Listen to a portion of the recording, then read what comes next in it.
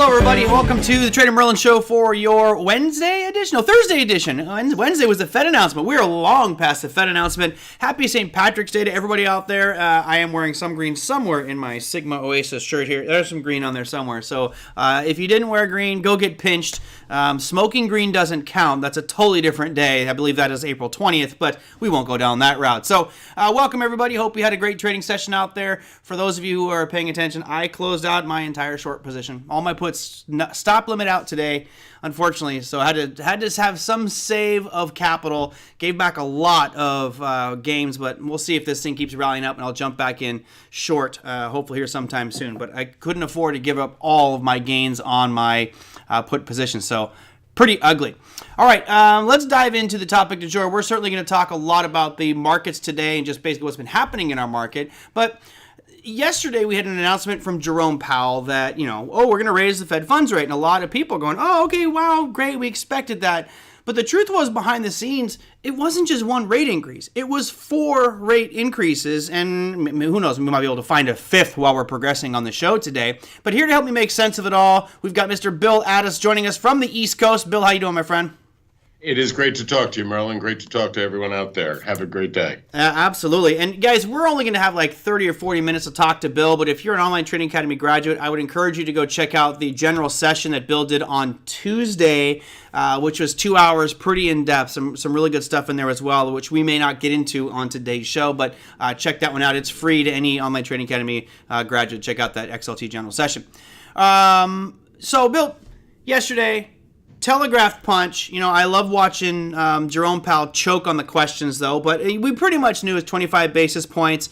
Let's start there and get your take on, was it what they should have done? Was it too little, too much? What was the deal?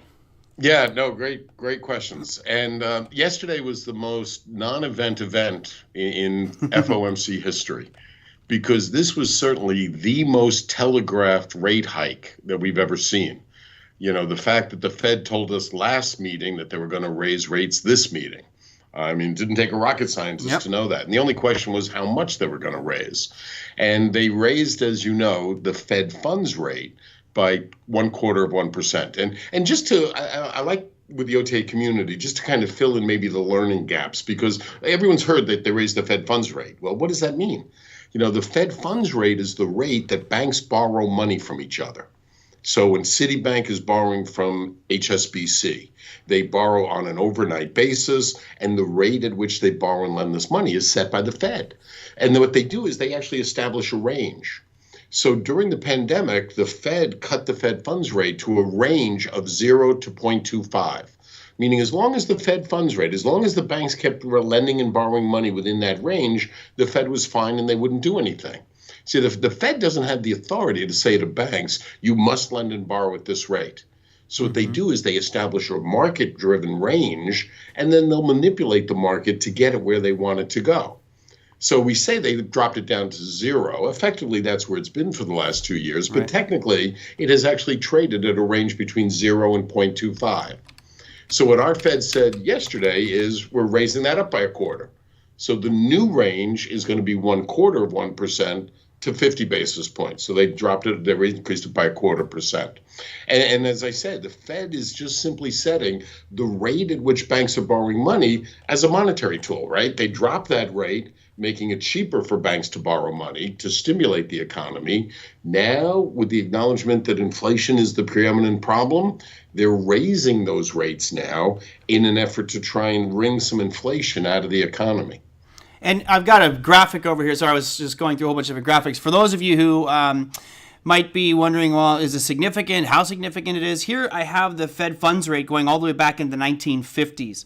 And you'll notice on the hard right edge from 2020, we have been glued to the bottom. It pretty much looks like it's not even part of the chart. It's just stuck there. So to say that we're due for a rate increase would be an understatement. We are definitely due. The question I think in everyone's mind is, we have inflation that's on track to like the early 80s.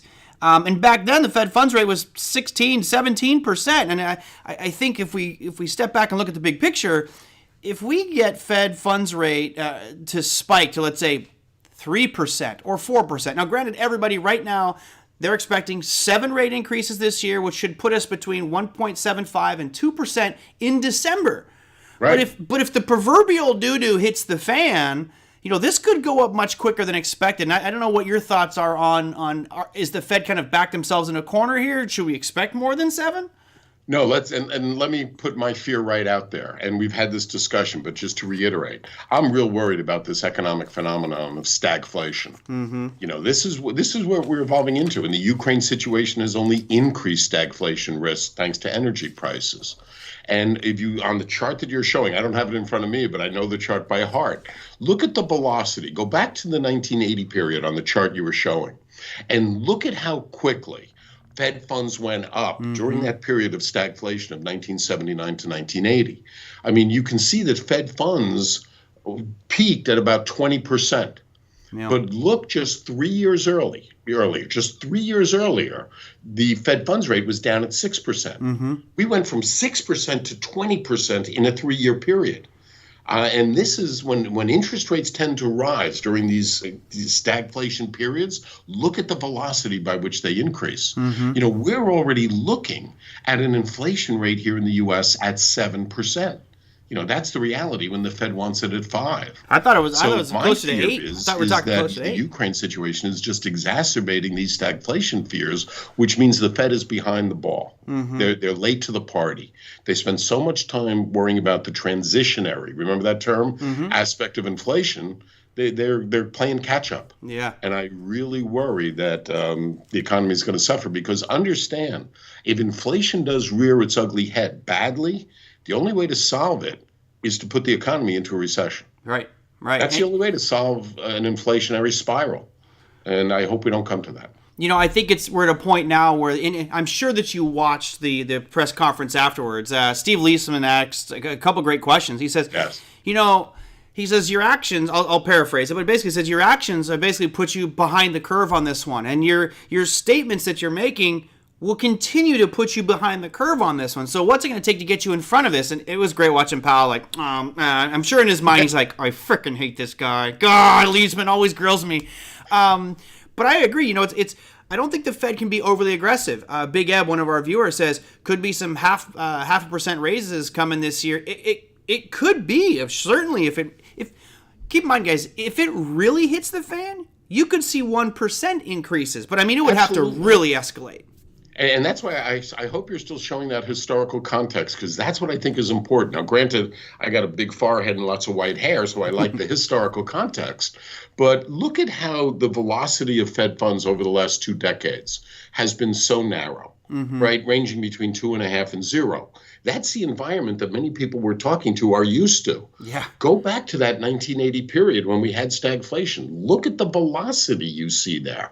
We had a Fed funds meeting in October, a Fed meeting in October of 1980, where they raised the Fed funds rate by 700 basis points in one meeting. Yeah, that's crazy. We now talk about a quarter point, 50 basis points. That's the context of the last 2 decades. Look at what that chart is showing. Mm-hmm. That's the velocity and the rapidity, the speed by which it can happen scares me. Yeah, it scares me as well, because I think the comments have been very almost lackadaisical by Powell and the Fed, which are inflation is transient. It's not that big of a deal. We don't see it impacting. And I think everybody and their mother's looking at the Powell going, the hell are you talking about? Right. I just went to a gratuitous plug. I went to this place called Raising Cane's today, which, it's a fried chicken place. I enjoy it. Okay. But I'm a memory person when it comes to price. Maybe it's my inherent DNA. It's like I'm price fixated. In 2020, before COVID hit, a 3-piece chicken strip combo with a drink and fries was $8 even. I know that by heart because it's easy when you have $8, right? There's no change to think about. It's like, wow, that's impressive. Right now, it's $11.15.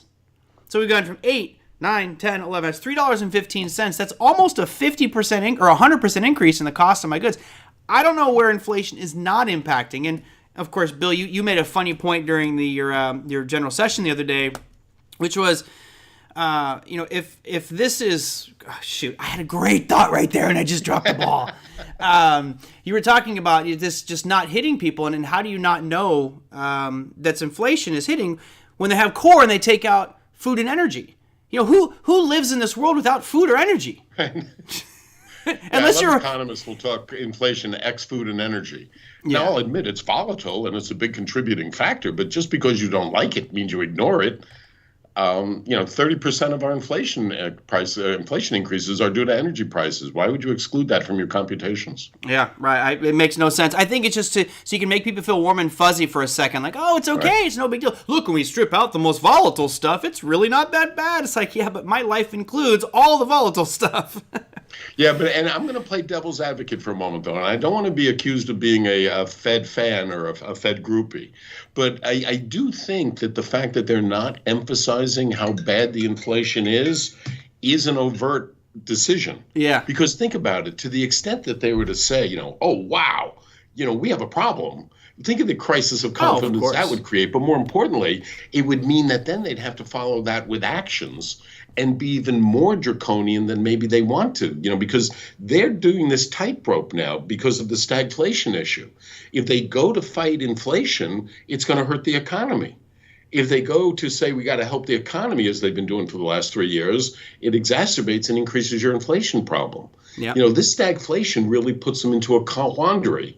So I don't think they want to admit that either are too bad, in spite of what we see in front of our eyes, because they don't want to have to go to the extremes to address it for fear of hurting the other. Absolutely. It really is a tightrope that they're trying to walk here. Totally. I'm a master of horrible analogies. This one's definitely going to be G-rated, but what you just mentioned kind of reminds me of the hall monitor in school, right? And I imagine that the school is on fire. It's engulfed in flames, and the kids are screaming. They're running as fast as they can to get the hell out of there. And here's this hall monitor going, "Remain calm, everyone.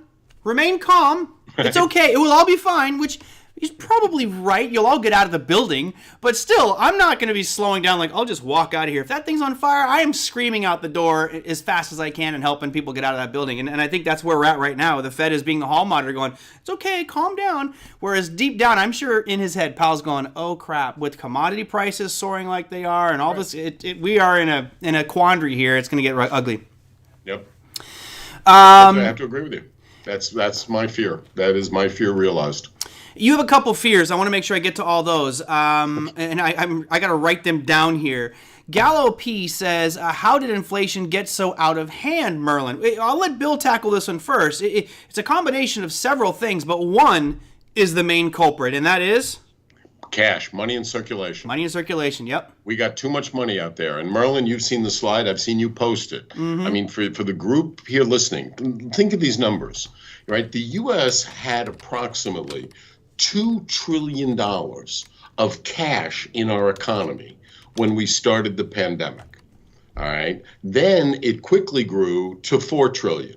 Because the Fed was printing up money, we were creating liquidity. Then we had other things happen, like the banks actually did start lending some money. The velocity of the money increased. The cash in circulation right now in the U.S., we estimate, is 400 times the amount of cash we had before the pandemic. We are literally, as a society, swimming in cash. And I know that sounds hard to believe, but for the economic nerds out there, they know that cash is measured by what's called the M1, literally measuring the amount of cash in our economy, which we can do. It experienced a 400% increase last year. We are literally awash in cash. And a lot of this is thanks to the Fed doing all this quantitative easing and printing up all this money. Yeah. So, traditional economics 101 says inflation is caused by too much money chasing too few goods. So we've got boatloads of money out there. And so that's issue number one. Hold on, wait, quick, before you get to we've got a perfect storm of problems here, right? We've got energy prices going up. We've got supply chain problems, which we estimate is about 1.5% of the inflation is supply chain driven. So we've kind of got this perfect storm of problems having arisen, but the net result is we're dealing with the highest inflation rate we've seen in 40 years. Yeah. In Gallo, I pulled this chart up while Bill was mentioning that. If you look just historically, this is from, I think this goes into the 70s, you can see this is M1 money supply, which is cash and cash deposits in circulation. And right around 2009, when we went on their crazy quantitative easing 1, 2, 3, Operation Twist, notice the trajectory here. People were screaming out loud that this is going to be a problem, just from what we saw to 2020. And then COVID hits, and it was like, here, hold my beer. You're not printing enough money. We went from $4 trillion to, it's up to $19 trillion. This is actually stopped stopping in 2020. But that's the number one problem. When you have so much money chasing the same or fewer goods and services, price rise significantly. So this is the fault of the government and the Fed, because the government okayed this and pushed it. I think what is interesting is, for everybody in here, if we didn't do this, if we did not put that money into the economy, we would have suffered greatly. I think the economy would have just screamed to a halt. Like it would have been one that rivaled the Great Depression. So I can't fault them for printing so much. It's just you've delayed the damage to the economy. Instead of happening in 2020 when it would have just cratered, you're basically kicking the can down the road by doing this. And it is what it is. There's nothing you and I can do about it other than make trades accordingly. I do have to follow up being a little cynical, and I do confess the Fed is a client of mine. But what really bothered me is on that M1 number that you were talking about, that number was escalating so dramatically, as we said, up to 500%, that in June of last year, the Fed decided to stop reporting M1. I know. Yeah, it's like we don't want people to know. So we don't exactly. You notice it says at the top, discontinued at the top. Just because you don't like a number doesn't mean you don't disclose it. Literally, the Fed has not disclosed an M1 number since June of last year. We estimated to be at these levels, but it was already at a 500% increase before they even stopped. Yeah. Absolutely. It's just crazy. Yeah, and David just said the same thing. Gotta love how they stopped reporting M1 to hide what they were actually doing. Yes, I agree. It's crazy. I agree. I mean, this is one of the most unbelievable charts you will ever see, and this is just the amount of dollars in circulation. So, and it's not just me. I know you guys hear me talk about it quite a bit where, this hamburger meal cost me X amount of dollars. Now, you all are feeling it. I mean, people are complaining most about gas. I hear all these memes about gas and energy. Man, that food bill is way higher than it used to be. And, Absolutely. And that's a tax. We're talking about it's a tax on everything that we purchase. Absolutely. And it's an ugly one. And the challenge I see going forward with all of this is, I'm one of those people who I'm a saver. I am an absolute saver. So while I'm upset that prices have increased so much, it's not going to stop me from going out and eating and filling my truck up with gas or buying food at the store.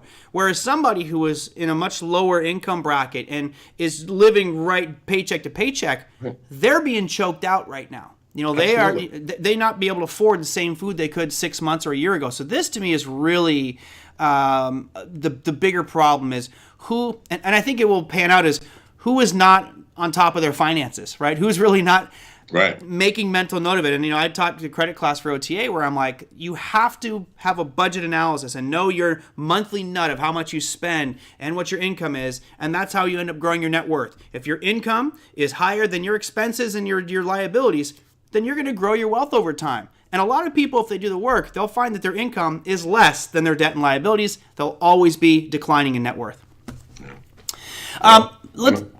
Let's go into the raising rates piece, because you sent a graphic which I think is really interesting.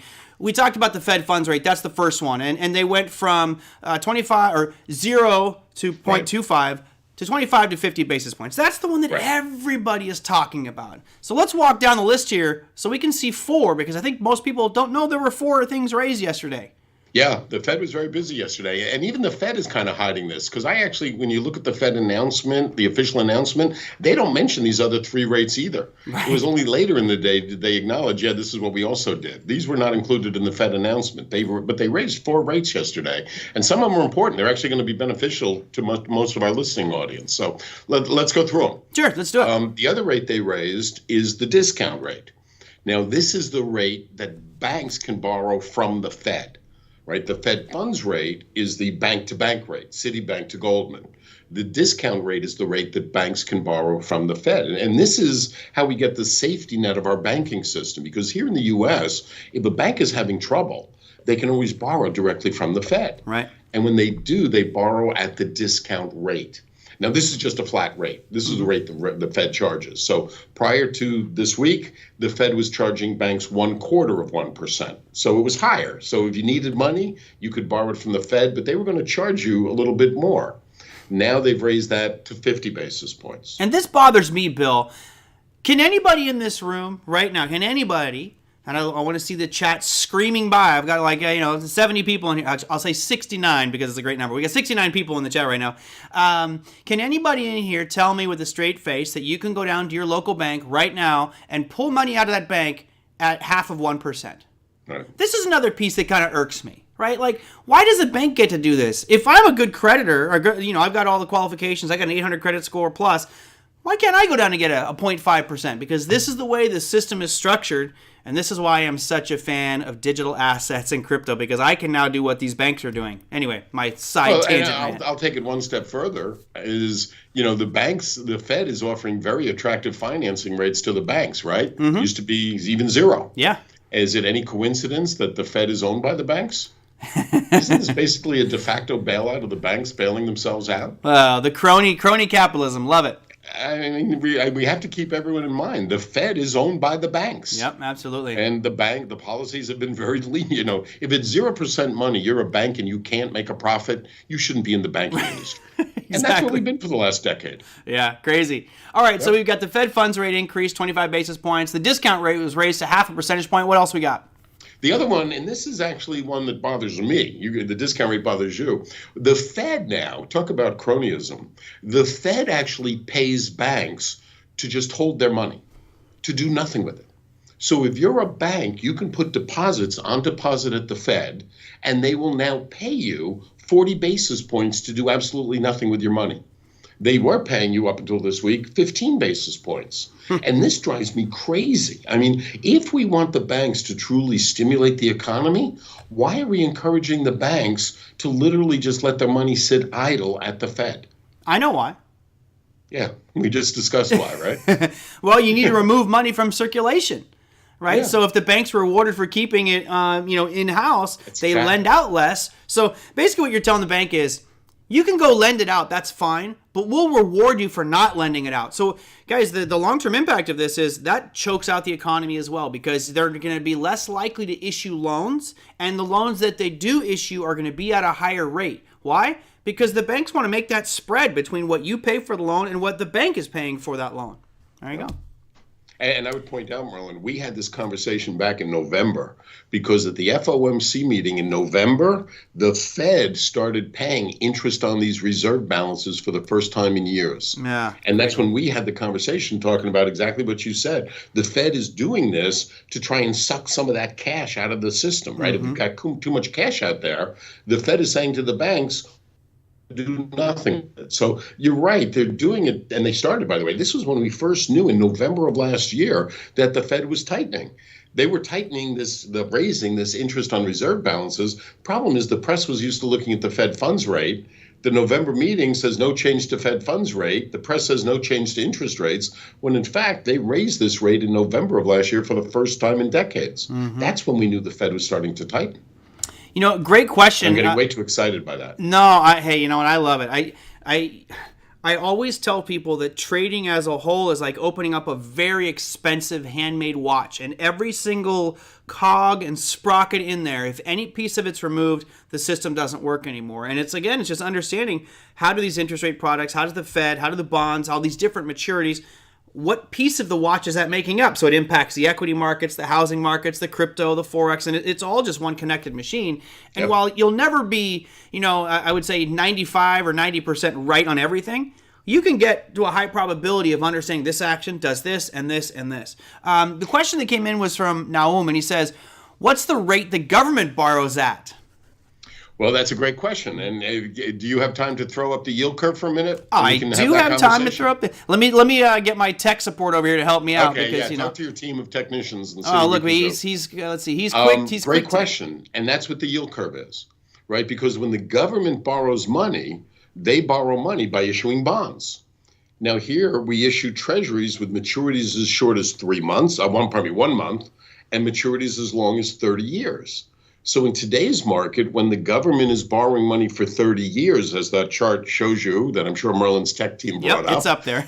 They'd be borrowing money at about 2.5%. That's the rate the government is paying to issue a 30-year bond. That's the rate they have to pay to borrow money for 30 years.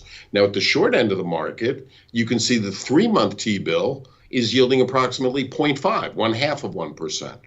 So the yield curve is simply in the blue line on this chart is yesterday's yield curve. The time of the announcement, I took this picture. Oh, you're on that one. It shows us the rate that the government had to pay in today's market to borrow the $3.4 trillion they had to borrow last year because the deficit was so high. I actually had a different. I had the current yield curve, the animated one. Even better. Okay, same. It's perfect. You said blue line, and it threw me off. So perfect. The blue line, So those that may not be able to read this, the gray one at the bottom, I'm assuming it's grayish, is March of 2020. The one in the middle, which is which is kind of a reddish line, I'm assuming, is March of 2021. And here we are, March of 2022 in blue. And you can see that there's been an absolute ballooning of rates, and from the 3 to let's say, the 10-year has really soared. Now, this is important because this is the cost of capital, and of course, the longer you invest your money, you should be rewarded or paid more. We're starting to see right now, and let me show you the current. This is as of today. This is the yield curve on the left-hand side, and you can see that the short end is still pegged pretty much to 0. But we've already forecasted 7 rate increases, so this little piece on the left side of your charts, guys, is going to rise quickly. It's going to get to right up about here by year end. And what you'll notice is these pieces here on the long end are starting to drift down a little bit. So you're actually getting a flat yield curve. It still says normal on here, but let's be honest, right now the 7 and the 10 are inverted. Yeah. Yeah, and you know the dreaded inverted word also is predicting of a recession. Many people are getting concerned, exactly as you said. So if we think about it, so the Fed controls the short end of the market, and the market is expecting, they've even told us they expect to raise short-term interest rates at least 6 times this year, let's say 7. So the Fed has told us they're going to raise those short-term rates. They don't control the long end of the market. That's supply and demand. Now, if the Fed is raising rates and the marketplace perceives that as we're really starting to hurt the economy, this is becoming a problem, that could predict deflation, which means long-term interest rates could go down, and what causes deflation is a recession.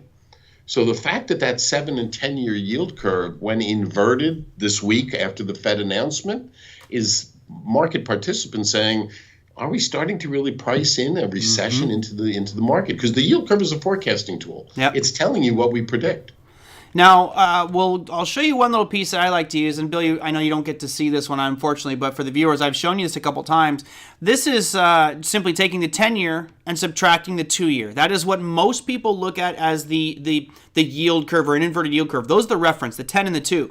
So what you see here, especially starting in April of 2021, has been the spread between the 10 and the 2 has been dropping significantly. And if it gets below 0 here, which I've got in a green line, if it gets below 0, that means that the 10-year is going to pay you less than the 2-year, and that's an inverted yield curve. Right. And just to clarify, because there's a sequence we should explain. So when the yield curve gets inverted, that's predicting deflation. Because if you think about it, what would make an investor be willing to take a lower yield the further you go out? That's counterintuitive. The only thing that makes that logical is the prospect of deflation. And what causes deflation is a recession. Yep. So when the yield curve gets inverted, that is the yield curve predicting the U.S. economy goes into a recession. And you know I got to say it, Merlin, but in the U.S. history, the yield curve has only got inverted 8 times. And each time it did correctly predict the recession we got within 14 months. A pretty accurate indicator. It has been. Naum says the 10 will be going higher. Yes, the 10 will be going higher, but maybe the shorter term ones, like the 2-year, are going higher faster than the 10-year. Exactly. So the whole thing is going to be shifting, but that short end is starting to raise. That's the key, and we'll have to wait and see how it all pans out. I certainly am not here to be a purveyor of doom and gloom. That's not what I'm intending to do. I'm just reading the tea leaves here, if you will, and saying, hey, this spread between that 10 and the 2 has dropped. It used to be 1.58% difference between the 10 and the 2. Meaning if you invested in a 2-year, you were making 1.5% less than the 10. That's what it should be. Now, it's almost the same. Yep. And I'm going to throw in my 2 cents because it is my personal opinion, just one man's opinion. I don't think that we're going to go inverted because remember, the Fed hasn't started tapering yet. Right. And I want to bring that conversation because the other thing the Fed told us is in terms of their forecast, they expect at the next Fed meeting to announce they're going to start tapering. Again, they're giving us plenty of disclosure. Now, understand, when the Fed starts tapering, that most likely means that they're going to start selling some of their portfolio, right? They've got this balance sheet of $9 trillion worth of bonds. They're going to reduce their balance sheet. What does that literally mean? They're going to start selling those bonds. Now think of this. If the Fed is the biggest holder of bonds in the world. They've got double the portfolio of China and Japan combined. They've got this huge portfolio they've amassed under quantitative easing. Now they're going to start selling those bonds, right? And when they get the proceeds from that sale, they're going to destroy that money. That's what tapering is. Yep. They're going to destroy money. But the way they're going to get that money is they got to sell this portfolio. So if your biggest buyer of bonds becomes your biggest seller of bonds, what's going to happen to prices? They're going to drop. And the Fed being so proactive and starting to sell, I feel is going to put pressure back up to long-term interest rates. I also feel inflation is going to become a bigger problem, and the marketplace is going to price in that. So again, this is just one man's opinion, but I think the pressures that took long-term interest rates from 1% up to 2.5% are unabated. They're going to continue. Inflation is going to continue to grow, and the Fed is going to have to be a seller if they want to do the tapering that they're committed to. Yeah, it's going to be a wild ride. I'll give you another example, and of course I'm horrible at analogies. I like to have fun with them, but I am one, and sorry, ladies, I apologize. This is going to sound, you're going to hate me for this one, but I think that one of the biggest frauds and scams pulled on people worldwide are diamonds. The fact that you need to spend 3 or 4 months salary on a diamond ring to prove you love somebody when, it's scarce, it's a rare commodity. Diamonds are not that scarce. There are tons of companies out there that mine for diamonds and then they put them in warehouses and create demand with marketing ploys. And then by keeping supply short, you drive price up. In essence, that's exactly what the government has been doing, right? They have been buying all of these bonds, which pushes those yields down and makes our markets very attractive. But now they're backed into a corner where they're like, oh crap, we have to sell some of these things. So imagine what would happen if Alrosa, who's the largest company in the world for diamonds, or De Beers, or Rio Tinto or something, started unloading their holdings of diamonds. Do you think it would now be this 2-carat ring's going to be 30 grand? No, it's going to be a lot cheaper because they're flooding it with inventory. Same thing. If they flood the market with bonds, instead of buying and they're unloading and selling these things, well, you're going to have your bond yields are going to go up significantly because they're going to have to reward you for buying these. No one's going to want them. If the market is littered with 10-year bonds, people are going to go, nah, I don't want that. You better pay me more to buy it. Now you're talking 3%. Supply and demand 101. Yep. That's it. I love it. The only distinction, and it's my own particular bone of contention, so forgive me, but remember when we're going in and buying all those bonds and now selling them, it's not the government, it's the Fed that's doing that. Yeah, absolutely. You're getting me all worked up over here. My ears are getting red. You can always tell when I get upset or really animated about something. It's just, this machine irritates me. It's funny that Naum asked a great question a minute ago, which was, what amount of money does the Fed pay, right? What does it cost them to get money? Well, you looked at that animated yield curve, and the short end, you're looking, they're not getting this rate. They're going to be getting a little bit higher than that. So let's say they're getting 1%. So the government can sell you money at 1%, 2%, 3%, but banks can get it at 0.5% or a quarter. That blows my mind. I'm even going to take his question one step further because they're the Fed. Money doesn't cost them anything. They don't have to go out and borrow it. They print it. Remember, the Fed has no cost of money. So the Fed, during the pandemic, they went out and printed up $4.6 trillion of new money, went out and bought treasury bonds that are yielding them between 1% and 2%. I mean, the Fed has been a very profitable corporation every year since it's been created. The Fed made $87 billion in profits last year. But if you and I could print money, we should be making profits too. Yeah. That is exactly what the Fed did. They have zero cost of money. $80 billion last year. GD, I'm not an anti-woman. Oh my God, now you hurt my feelings. I'm definitely not anti. I love the ladies. Love them. I'm an equal opportunity employer, ladies. Come on.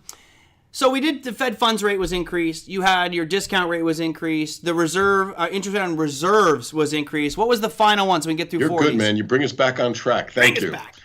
Yes, the fourth and last one, which is actually probably the most important to your audience, is that the Fed raised, this is going to sound nerdy and technical for a moment, which it is, but I'll explain. They raised the reverse repo rate from 0.05 to 0.30. Now, to explain what that means is the Fed, as we said, has been trying to pull money out of the economy, right? That's why they offered that interest on excess reserves to the banks. Well, they also did something else last year where they said to the money market industry, you've got a lot of cash. we'll invest your cash short term for you in a product that we've talked about on your program called a repo, a very short term investment vehicle, usually only lasts for a day. So the Fed went out and was offering asset managers this repo investment where they invest their money for one day at 0.05%. Now, the reason the Fed did that is because of money market funds, right? I'm sure most of your audience here has a money market fund. And as you know, the yield on a money market fund is not fixed. And it's based on short-term interest rates. And short-term interest rates have been so aberrationally historically low, your money market funds from your audience have yielded you nothing for the last couple of years because these overnight and short-term interest rates are so low. Well, what the Fed said to the money market industry yesterday, now if you want to invest your money with us now, we'll now pay you 30 basis points. That's a 500% increase. I'm sorry, go ahead. That's a 500% increase. Yeah. Crazy. But what it means is your investors, your audience here is finally going to start earning interest on their money market fund. Woohoo. Remember the old days when we used to earn interest on our cash and cash balances? The good news is that's coming back. As the Fed keeps raising the short-term interest rate, if they raise it 7 times, you're going to be looking at 1.5% to 2% on your money market funds as a rate of return. And we'll finally be compensated for being the savers we should be. Right, and congratulations on your 1.5% because our inflation would be double digits by then. So, hey, good for you. I agree with you. I'm not here to promote bonds. I agree with you. But no, but at least it's better than nothing. That's the reality. Oh, it gets me all riled up. It gets me working. So I want to get this to this point because I thought it was really interesting. It was brought up the other day in here as well, and I want to get your take on it. You said, what really scares you is the prospect of going into stagflation. Of course, we have to have a couple other things change, and we need to see some unemployment change here to get into the true definition of stagflation. But you mentioned another thing which I think might scare you more, and that was talking about the U.S. dollar being the reserve currency of the world. Okay. And now they're talking about petrodollars. They're talking about the yuan being the reserve currency. I'd like to get your take on that because I think you have a pretty good macro view on the significance of the power of the reserve, U.S. as the reserve currency of the world, and what it might mean if we lose that. Yeah, and this truly, I feel like I'm going to have to serve Prozac at the end of every time I'm your program. I'm stressing you out, man. But this is what keeps me up at night, literally. And this even ties into MMT, modern monetary theory, if any of your audience are into that. But, the U.S. government borrows more money than any other government in the world because we are the most fiscally irresponsible. I mean, that's just a fact, right? We've got $23 trillion worth of debt out there, more than 105% of our GDP we've got in debt that we've incurred. Now, to this point, though, we have been very comfortable accumulating that debt because we have buyers throughout the world who are interested in buying treasuries. But let's discuss why, and I personalize it a little bit. I was a former bond trader at Lehman Brothers, and I used to make a boatload of money buying bonds at the auction from the Fed, Treasury actually, and then turning around and selling them to Japan, Saudi Arabia, and Kuwait. And the Saudi government, so let's pick on them for a minute. The Saudi government is the 3rd largest buyer of treasuries in the world. Now, why is the Saudi government such a big buyer of treasuries? Is because they sell oil, right? And I don't care where you sell oil in the world. It's paid for in dollars. Dollars is the currency for the oil market, as it is for dollars, as it is for diamonds you were just talking about. So here's Saudi government selling all this oil, getting all these dollars. So what the Saudi government is saying is, like every other oil selling government in the world, saying, we just want a safe, liquid investment for our dollars, right? We're not looking to take currency risk. We have dollars, let's get them invested safely. And so they're not making a political statement. They're not saying we think their currency is better than ours. We want to back the dollar. This is economics 101. They have dollars. They want to invest dollars. So the foreign central governments of countries like Kuwait and Saudi are huge buyers of our bonds as a result of that. Venezuela, in spite of all the tariffs, we know that the bonds are going to Venezuela because they have dollar income. So what happens, my nightmare scenario, is what happens if OPEC decides to no longer trade oil in dollars, but do it in euros or do it in a basket. I don't think they'll do it in Chinese currency because it's non-exportable. Why? You couldn't have a system based on that because you couldn't convert your currency back and forth. But, our OPEC-based system of dollar-based was because back when OPEC was created as a cartel, talk about diamonds, oil is the same idea, right? The OPEC cartel was feeding oil to the U.S. We were the largest importer of oil. It made sense to have a dollar-based system. It was designed to feed us oil. Mm-hmm. Well, we're no longer not their largest client, we're a net exporter of energy. It makes no sense for OPEC to have a dollar-based system. And if and when they go to the euro, or maybe they go to a basket, we're going to lose that strong demand that we now have for treasuries. Yeah. Scares the heck out of me. Mm-hmm. Our ability to borrow money, which we need to, is based on the ability of global investors being willing to buy them. That's not a guarantee. Yeah. Mike says, Merlin, with the way China manipulates their currency, how can they think of pegging to the China currency? Well, there's no way you could. I agree. I don't think it's going to happen. But let's be honest, we manipulate our currency as well. So that's right. Let's not point fingers. Well, every central bank, right? The whole idea that we did quantitative easing, or we're all printing up money, is we're all currency manipulators. I loved it when a particular president accused China of being a currency manipulator, as we're printing up all this money during quantitative easing, doing the same thing. Yeah.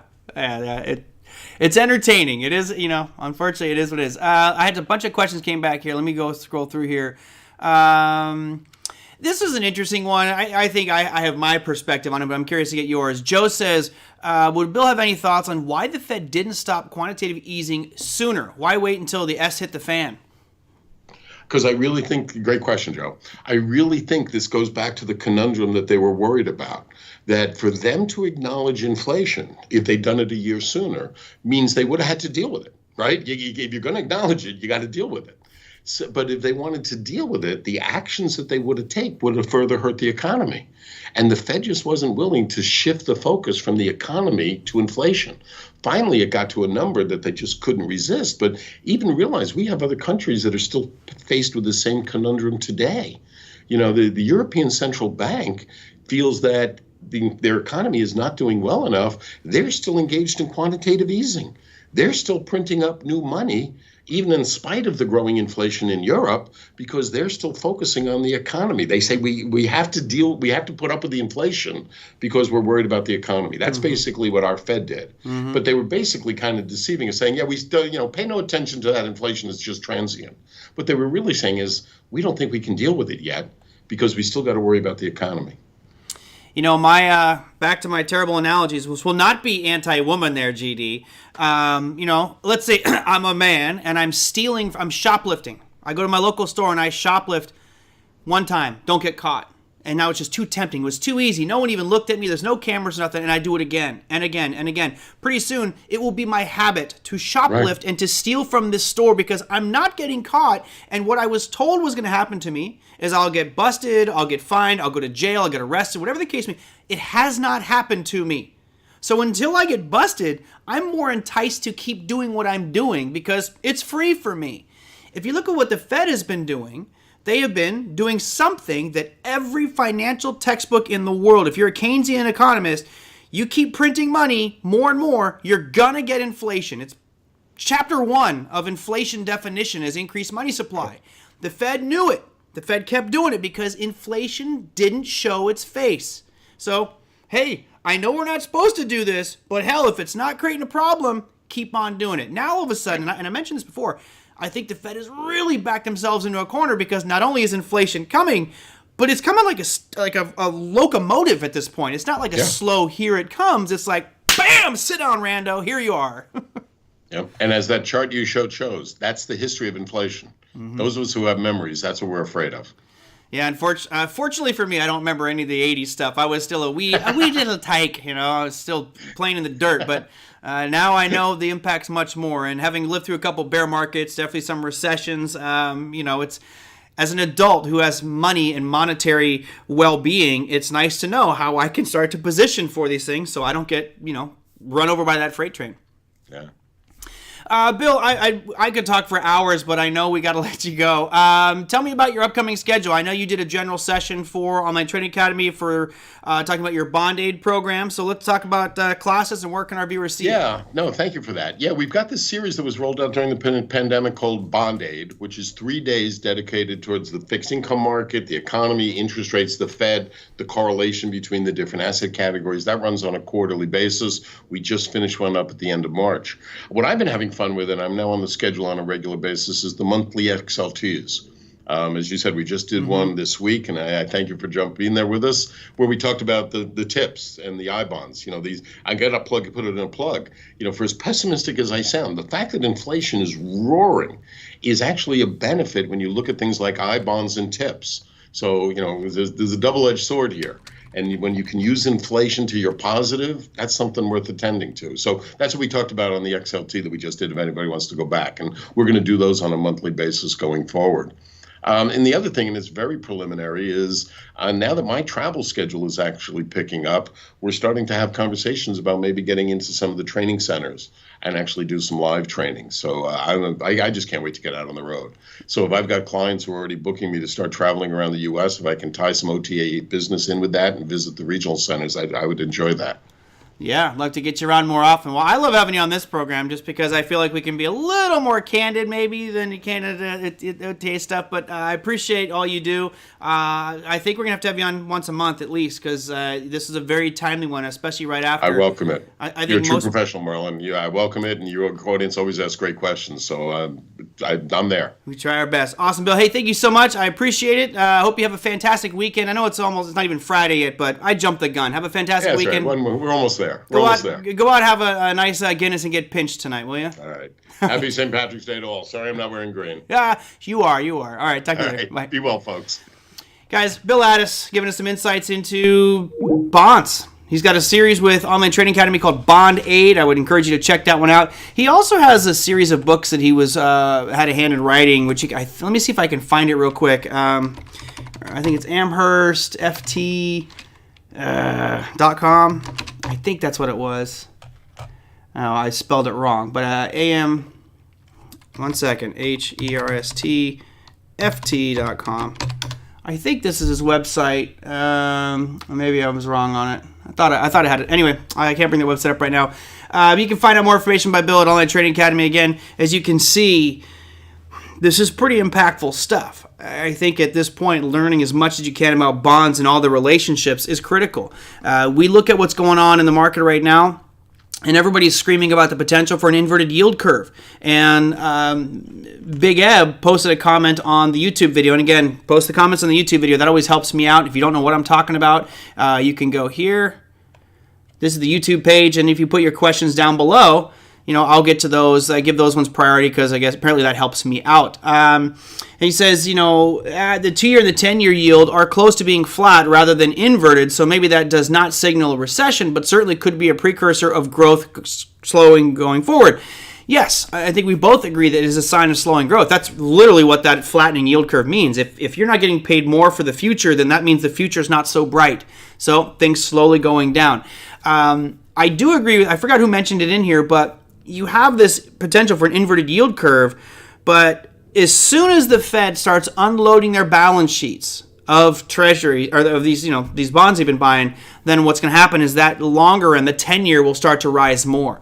So I think what you're going to get over the next few months going into the summer is a absolutely booming housing market because people are going to be scrambling to get that 30-year as low as possible. It just breached 4% today. Guys might remember you could have gotten a 30-year fixed loan last year for about 2.5%. Now it's 4%. That's a 1.5% increase on such a fundamental thing to buy a home. So, it's starting to show up. It's starting to impact more. Again, there's a gentleman who watches from San Jose. His name is Ed as well. And thank you for the email, Ed. He brought up a really good point, which I should emphasize, and maybe I'll spend some time tomorrow showing you this visually. But the fact that the Fed is raising rates right now, we know it. There's going to be probably 7 this year, maybe more if we really start to find ourselves in a pinch. That doesn't mean that the markets tank immediately. It doesn't mean, we're done. It's crashing from here, right? Normally there's going to be a lag time, and several months, like 9 months to 18 months is generally the time frame there where things really start to impact and hit the economy. So don't think that just because the Fed is raising right now that these markets are going to hell in a handbasket. I think they're going to hell in a handbasket just because of the inflation and global turmoil, and that might trigger some of the other sell-offs.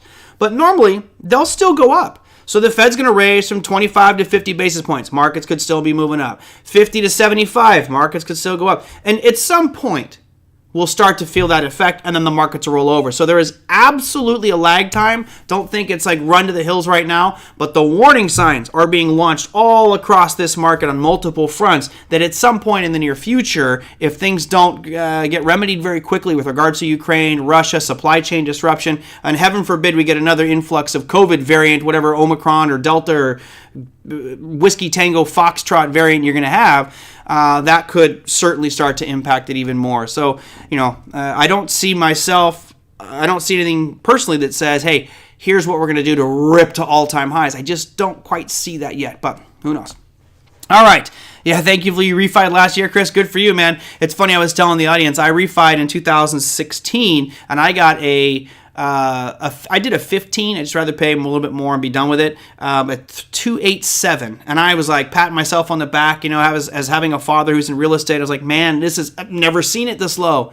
And of course, I could have waited a couple of years and gotten a 30-year at 2.5. Ay, ay, ay. Oh well, I'm happy now with my 15-year, and I'll be done with my house much sooner. Big Ed says the S&P historically is up 80% of the time 6 months after the rate hikes begin. Then look out, yeah. Which could put us at the end of summer, right? Could put us near the tail end of the year. It could be a pretty ugly end of the year. Oh, we didn't even get into tips and I-bonds today. Sorry about that, Mike.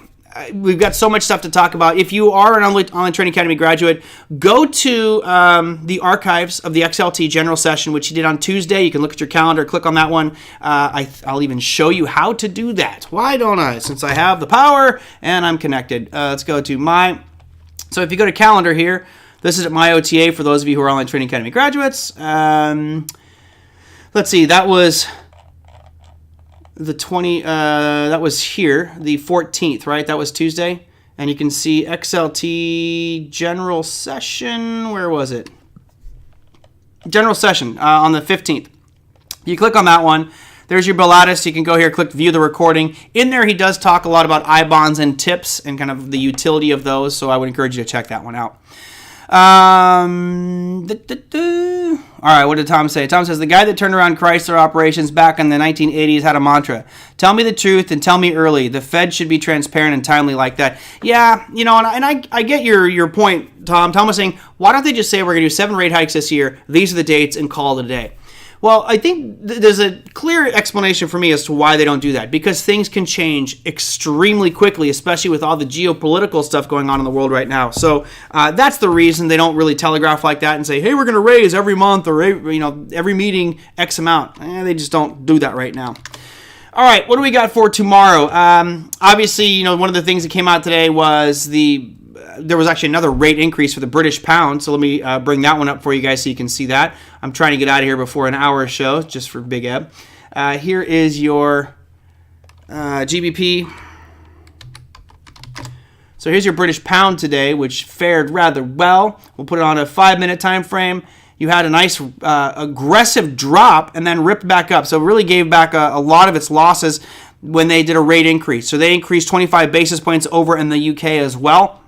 Now they're at 75, and they actually had one of their voting members say that they need to stop raising, which was interesting. There's usually 3 numbers. There's 9 voting members over there in the UK. So today was 801, which means 8 said to raise, none said to lower, and 1 of their voting members said to keep it right where it's at. So kind of interesting to see a little bit of dissension there, just, I guess, feeling out the markets, if you will. Now, as far as our markets go, crude oil had a huge rip today. I mean, I thought maybe we'd hit this lower level before it ripped back up. Today was an absolute about face, 8% move to the upside. Gold did well again today, at least coming off that big pullback into that old area of demand, or it was supply, now it's demand. The Russell screaming, this took me out. Unfortunately, my position's done. Even though I probably should have held it a little longer, I wanted to make sure I locked in some profit. Really wanted.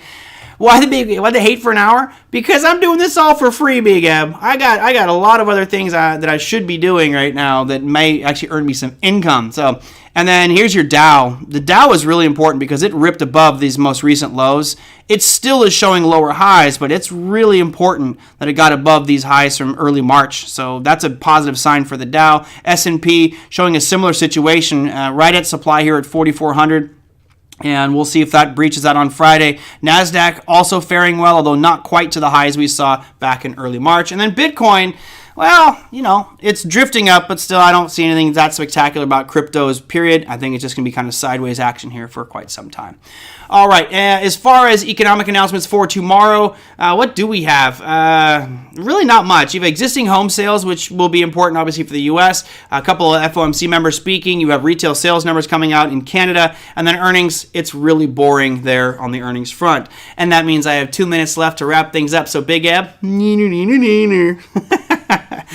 All right, everybody, that's going to do it for today's show. Again, I hope that you enjoyed the session with Bill Addiss. I always love him, and I love that you guys are very active. Sorry if I didn't get to everybody's question, but a lot of it is I wanted to make sure I have a clear understanding of what Bill's talking about, and his experience is unparalleled in my opinion. So if you have more comments or questions for Bill Addiss, put them down below the YouTube video. That always helps. Apparently helps me out with regards to search engine optimization. Maybe we can get some more followers for the show. If you are new, hit that subscribe button. Oh, Indigo, thank you so much, my friend. Appreciate that.